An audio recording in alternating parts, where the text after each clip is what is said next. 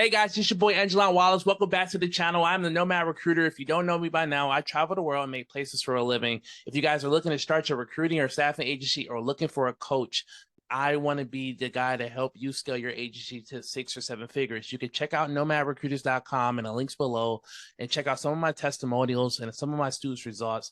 But today we're going to be talking about what's the difference between a sourcer versus a 360 recruiter. So let's jump straight into it. Okay.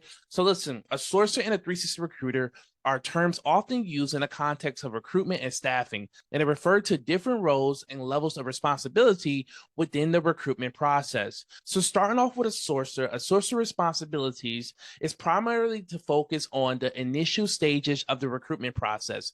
So more or less, they're focusing on the candidate sourcing and identification. So activities will involve sourcing using various channels such as online database, social media, professional networks to find and attract potential candidates. They may create talent pipelines and engage in proactive sourcing efforts to build a pool of qualified individuals. Also, sourcers do a lot of collaborating. So sourcers often work closely with recruiters and or recruitment teams, providing them with a pool of pre-qualified candidates to streamline the subsequent stages of hiring process. Now, in regards to a 360 recruiter, well, their responsibilities are more centered around, on the other hand, it's responsible for the entire recruitment life cycle, covering both the client, employer, and the candidate interactions. So some of the activities of a 360 recruiter involves engaging in sourcing, screening, interviewing candidates, managing client relationships,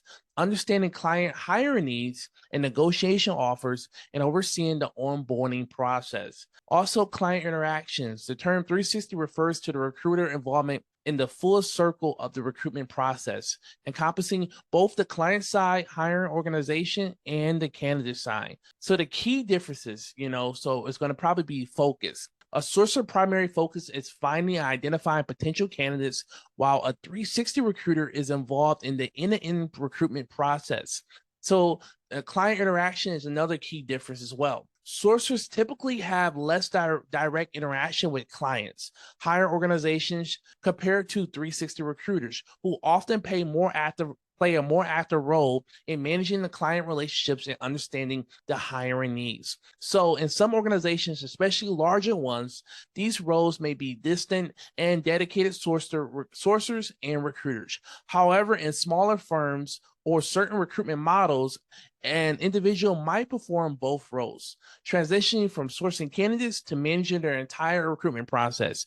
Hence the term, the 360 recruiter, guys. Listen, if you love this content, if you're trying to build your recruiting and staffing vocabulary, I need you to hit that like button and subscribe to the channel. We have over 500 videos on our YouTube channel. We're still growing this year. The goal is to get to 50,000 followers. At the moment, I think we're at 12,000, but we're still growing.